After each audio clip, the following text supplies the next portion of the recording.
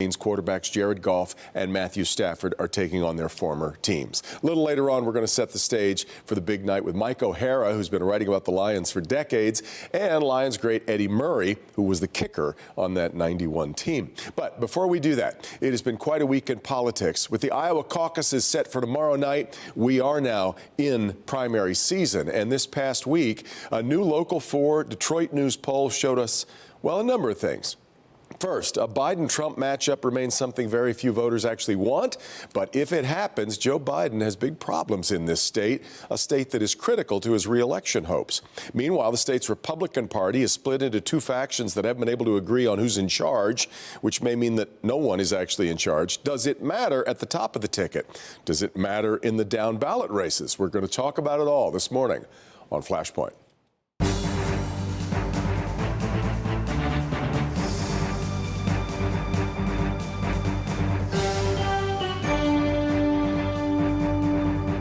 A little more than 10 hours away from kickoff at Ford Field. We will set the Lions table a little later on. We're going to start with politics after a very big week, and now we await the frozen Iowa caucuses tomorrow night. Let's talk it over with political strategist Adolph Mongo, editorial page editor of the Free Press. Nancy Kaffer is here. Strategist Jason Rowe back with us again, as is the deputy editorial page editor of the Detroit News, Caitlin Buss. Thanks, gang, for being here. Caitlin, I want to start with you. This past week, we released the latest Local 4 Detroit News poll, or maybe you guys refer to it as the Detroit News Local 4 poll. I can't remember. Yeah, but there was a lot to pull out of that. What were the big takeaways from you, other than the fact that Joe Biden looks to be in trouble in a state that he has to win? Yeah, I mean, the big takeaway on that is, that if he doesn't win Michigan, he won't win the White House. And it's not looking like he's poised to win Michigan at this point. You also had some interesting numbers with Gretchen Whitmer. We don't know what Democrats are ultimately thinking about who they're going to nominate. But following this poll, it just looks really unrealistic that they will continue to go with Biden. I mean, he's dropping by the day. I think that was a big takeaway. Also, just the unelectability of both the leading candidates is pretty noteworthy. But this is where the state of play is right now. Yeah. Jason, we, again, though, still seem hurtling toward an election nobody really wants. Yeah, and I don't think anyone should overinterpret the Detroit News WDIV poll as being a referendum on Trump's popularity. It is singularly a referendum on how badly Joe Biden is perceived by people in the state and in the country. I mean, this poll is not an outlier. I think in the last 4 to 6 weeks, there have been 3 other polls that have showed Trump winning Michigan by 5 points. And then I think when you look at some of the demographic softness that he has with black voters, younger voters, which I think surprised a lot of people in the Democratic coalition to be that weak for him, I think he's in a world of hurt right now. Adolph, it's interesting because in any second-term election, I always think of it, I certainly thought of it this way with Biden-Trump the first time around, as a referendum on the incumbent. I wasn't sure if it would work that way given that both of them are sort of incumbents, but at least the read over here is that this is what we're seeing right now is mostly a referendum on Joe Biden. Well, Democrats are in trouble. They got a Middle Eastern problem. They got a black problem. Here, they throw us a candidate, and I'm saying the black community, Alyssa Slock, and nobody knows her. She's more Republican than she is Democrat. And then you just turn her opposition, Hill Hopper, invisible. That's a mistake because whether he win or lose, he got a lot of support in the community, and they're going to need these voters. Democrats are going to need these voters, and they're not coming to the city. What if the African American in that race turns out to be James Craig? Oh well, Craig. Even though I don't like his politics, he got a lot of support here in Detroit. People liked him when he was police chief. He just his own worst enemy. Well, we were going to dig into the Senate race a little later, but we'll go ahead and stay with that for a second here. Really interesting. The biggest thing that I saw in our poll that I thought was astonishing wasn't, I mean, all the races were very close head-to-head, Slotkin against whether it was Meyer, Rogers, Craig. Alyssa Slotkin has the highest name recognition of any of the candidates in the race. 54% of Michiganders have never heard of her. And it gets worse from there. Hill Harper, 85% of Michiganders don't know who he is. This is You know, I think sometimes for those of us who work in the political space, even when we think we're stepping 2 or 3 steps back or 6 steps back to understand how folks who aren't in this space see things, we need to step maybe a dozen, 18 steps back. I mean, we're so in this world, it's hard for us to get that read. And Slotkin, though she's had a lot of visibility as, you know, coming into the Congress as this new crop of lawmakers who had this interesting range of government experience, she's represented a House district, and that's kind of a niche, this world that pays a lot of attention to a freshman class of lawmakers when she first came in, and then has continued to follow her, is still a very niche world. I was surprised by a lot of things in that poll, but that was one of them. Mike Rogers, I would have thought would have polled higher. He's a candidate who was very well liked, who you know, had a lot of support for a long time, and I think he was. I think it was around 60% of the people said they didn't know who Mike Rogers was. Right, and I think he was in the 30% for people who favored him as a candidate. So, yeah, we're still pretty far out from the election. There's a lot of time for all this stuff to change, but it's fascinating. What's going to make the difference in that Senate race, then, do you think? And if there's a lot of weakness at the top of the ticket for Democrats, what does that mean down ballot? Yeah, I don't know how real the weakness is. I mean, Slotkin has raised a ton of money, and she's proving to be, you know, very formidable on that front. So ultimately, we know money, you know, can buy a lot in an election. So I think she's a very formidable candidate. You know, someone like Rogers, who's come in and not been around Michigan very much. I mean, that's a hard lift, especially for where Republican voters are right now, which is really wanting to touch those real issues and see a candidate who really reflects them. I think overall, what we're kind of missing is some of this class division, and that's why some of the race politics don't make as much sense as they used to. People are dividing along political party along class, and you know, my needs or a second-tier justice system that they feel is playing out. So it's not the traditional divisions we've seen. Yeah, Jason, we watch obviously clear dysfunction in the state Republican Party right now. This fight over this crazy fight over who's actually in charge of the party. I don't know that it matters at the very top of the ticket. It has to start mattering somewhere when you get down the ballot, right? Well, it's one thing for the party to be inept and irrelevant. It's another for it to be damaging to the candidates that are trying to the old be do no successful. harm. Yeah. Right. And you know, now you have the party actively hurting Republican candidates. And you know, if you're a Republican right now, you couldn't ask for a better political environment. You've got, you know, a top of the ticket that is consistently running with a pretty good margin on the presidential. You've got an open Senate seat, which does not come along very often in the state of Michigan. So you've got an opportunity there. You've got 3 competitive congressional seats in Flint, Lansing, and Grand Rapids with good candidates in all 3. And when you look at what's going on in the state house, you know, we now have a 54-54 split. Right. It'll largely go 56-54 when the specials happen in April. Right. But there are 9 vulnerable Democrats in the state house and no vulnerable Republicans. And so if Republicans only have to flip 3 seats in the state house and there's 9 targets, they're very well positioned. The problem is the state party is creating all this chaos, and everybody is sucking up time and resources dealing with that chaos rather than taking advantage with the tailwinds that Republicans have right now. Adolph, there does seem to be a moment, an opportunity for Democrats while this is all going on. But the Democrats have his own little civil war. Redistricting is a problem, and big you know, one. Huge. The party threw Detroit under the bus to get control of Lansing, and a lot of people don't like that. You know, so we might have some special elections where things change. So, yeah, Democrats it's chaotic right now.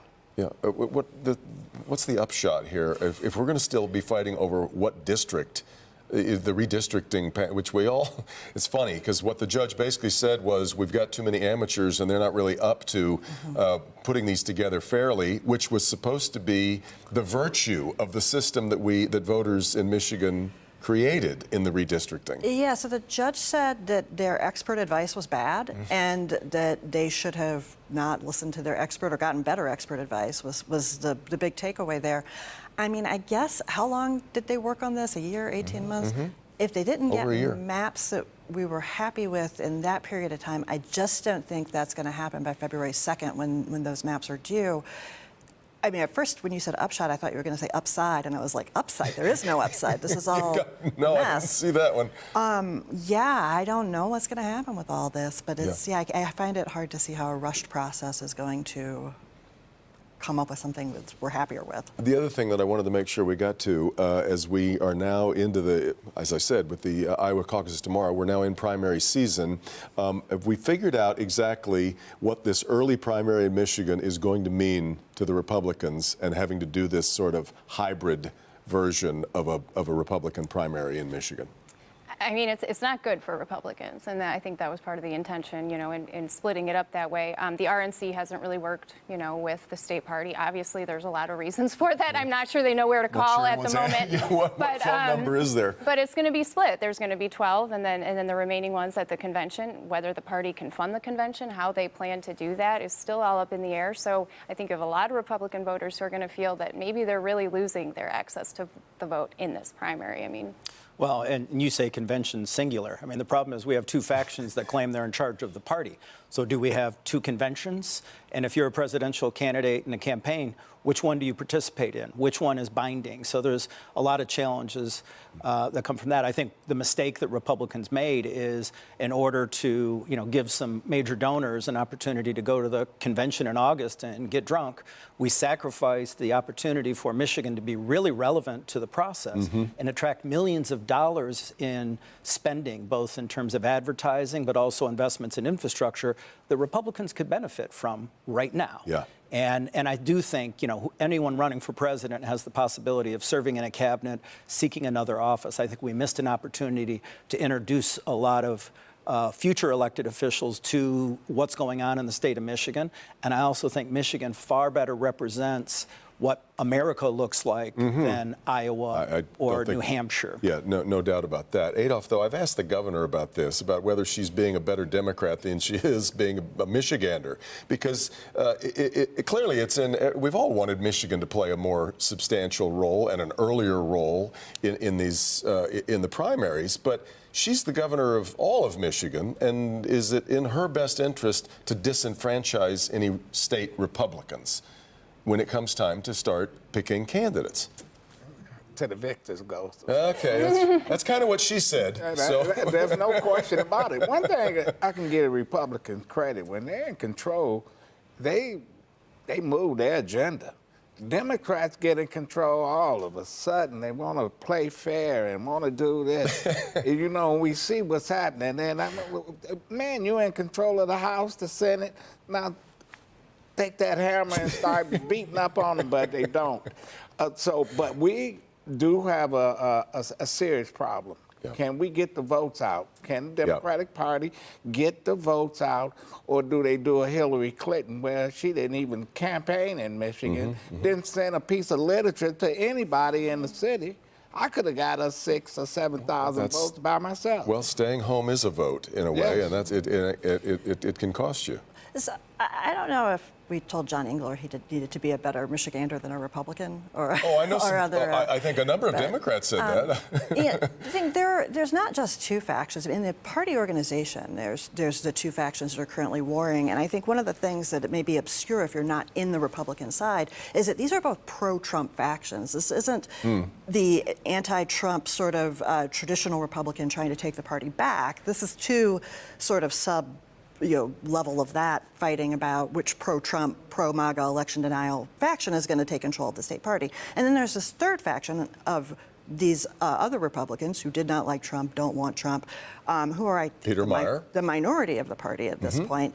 And it's how is all of this playing out? I think the theory that you didn't have to have this type of support, this traditional institutional support, and could still win elections as a Republican has worked, but only for Trump. We saw in 2022 these Republican candidates, even though they had some Trump's endorsements, some of them, it didn't happen for them. We've seen that across the country. Anybody want to jump on that? They're also sick. I mean, yes, that's all going on in the Republican Party, but they're sick of Joe Biden, and Republicans are sick of Gretchen Whitmer and some of the, forced policies we've seen over this past year. I mean, I think Democrats have taken their agenda and gone pretty quickly with it. But so that's the backdrop against which the Republican Party is playing, and it's not all about Trump. It's broad into other issues, but yes, there are those three factions for sure. And I'd amplify Nancy's point. This is not the deep state or the uniparty that is going after Christina Caramo. This is her allies. This is the people, her co-chair, the people she put in key positions within the party who spent a few months to figure out she's not capable of doing the job.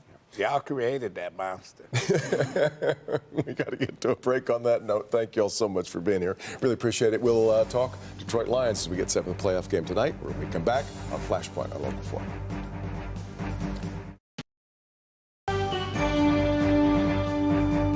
Welcome back. I would say the countdown is on to kickoff tonight, but I think the countdown to Detroit's first home playoff game in more than 30 years actually started at the final whistle after last week's regular season finale. Very happy to have with me Mike O'Hara, now with the DetroitLions.com, but he actually started as a Lions beat writer for the Detroit News back in 1977, and Eddie Murray, who spent 12 years as the Lions place kicker. And in fact, Eddie, you were a part of that last Lions home playoff roster too. I bet you can't believe that it's taken this long to get another one. Yeah, I kept thinking, that team was going to go on for quite a bit, that they would almost duplicate what the Cowboys ended up being, which was a consistent playoff team, going to be fighting for the division each year. And unfortunately, that didn't happen. And here we are now, 27 years later or whatever it is. And we're at home, and I'm looking forward to the game on Sunday. In fact, you're going to be there, and your daughter is a Detroit Lions cheerleader, so you have stayed very wrapped up in the Honolulu blue and silver. Yeah, my daughter Nicole. So it's kind of full circle. Yeah. Murray's now on the field the next time that they're in the playoffs. So we're very proud of her efforts, and also proud of what the Lions have done this year. It's really great, Mike. I'm trying. It feels different to me, and I'm trying to figure out why. We have seen Lions teams before with very explosive offenses, teams that have made the playoffs and then maybe underachieved in the playoffs. But people would say, well, maybe we didn't have a defense back then. Well, we don't exactly have the steel curtain now. Why does this feel so different? I think it's so different because it is so different. I don't think it's anything more than that. And I think it started the day that Dan Campbell and Brad Holmes, the new head coach and the general manager, walked into that building together and put together. They had a plan for how to build a football team, how to make it good, how to keep it good, and they followed that plan, and that's why we are where we are today.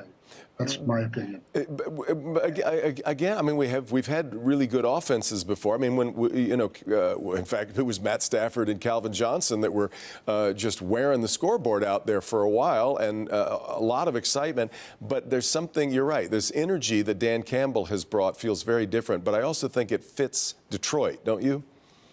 Yeah, I do, and I think there's a commitment throughout the organization that they adopted when they got here, that this is the way we're going to do it. Now, you don't have to be hard-nosed about it and anything like that. But I just think that they, like I said, they had this plan and they wanted to stick to it, and they did. And look, it wasn't easy because they started out 0-8. It's working? No, not really. And so they get through this first season 3-13 with one tie, and they start the next season 1-6. So is that working? Yeah. No, but you could see the team was getting better. You could see the players had bought in to Dan Campbell as a head coach. And you could just see it coming. And from the middle of last season, 2022 season, through the end, you could see a team being built right before your eyes, to where they were actually playing possibly for a playoff spot the last play of the game.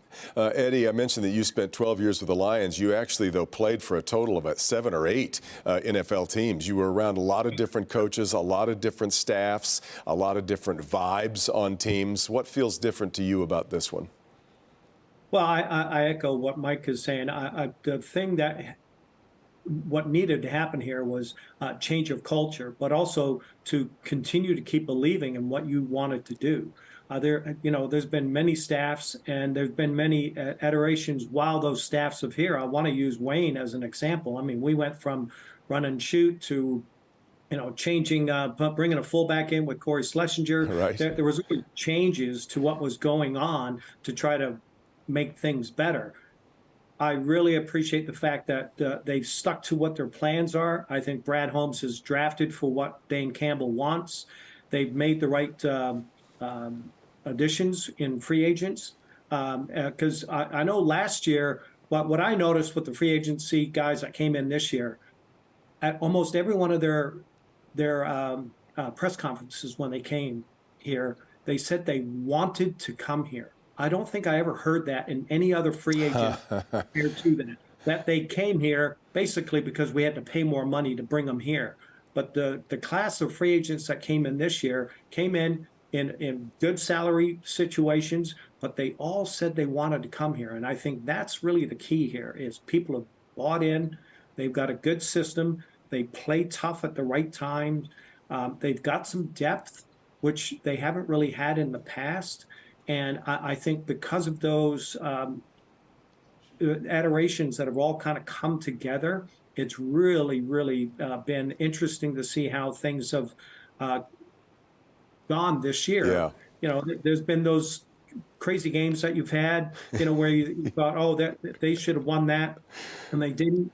But I think they've really done a really good job over the past 3 years putting together a really good culture and a good team. Yeah, I want to let you both weigh in on, aside from the X's and O's part of this and the football part of it, what it means to have a team like this succeed in the city of Detroit. Mike, we've always referred to Detroit as Hockey Town. I don't think there is any question that more than anything, Detroit wants to be Football City. No, I don't think there's any doubt about that, both college and pro game. Devlin, that's really accurate on your part. And I think the Lions have pursued that. The Detroit Lions have pursued that. Look, they've had the same ownership for 60 years, 65 years, so they've never bailed on the team. They haven't always gotten the results, and many times haven't gotten the results that you wanted and planned for. But they certainly had a plan to have football in Detroit. Yeah, same question, Eddie. You must sense it, how much, what this means in the city of Detroit right now. Oh, absolutely. I mean, this is a football state between its colleges and the Lions. The support that they have is unbelievable.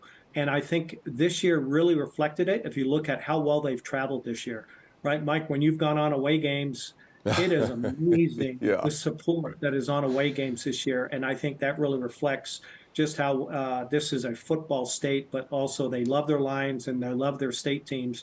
This year with Michigan winning the national title, it would be awfully nice to put a nice playoff run together for the Lions and see what would happen with them. Boy, it sure would. I got to go to a couple of those away games this year. I've never seen anything quite like it, the way Lions Nation turned out. Eddie, Mike, thanks so much for the time, and we'll hope for a big Lions win. Thanks so much for being here. Thank you. Go Lions. You got it. All right, guys, we'll take a quick break. Back with more. This is Flashpoint on Local 4.